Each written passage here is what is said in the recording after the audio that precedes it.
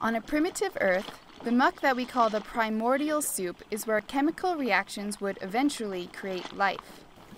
Flash forward some 4 billion years later. At CU's Porter Sciences, biologists are a step closer to finding out how these chemical reactions took place. And it seems that it could have been caused by something so simple and small.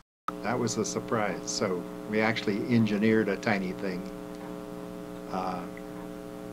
An unexpectedly tiny thing. Nobody thought that this tiny thing, called a ribozyme, could have carried out the chemical reactions needed to synthesize proteins, the building blocks of life.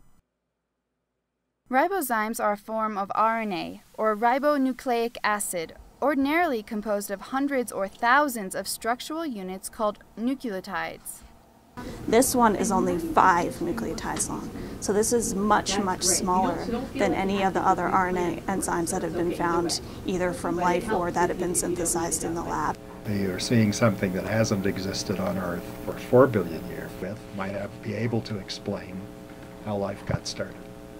The creation of this simple RNA molecule gives further support to what is called the RNA world hypothesis, where life on Earth was based on RNA rather than DNA, as it is today.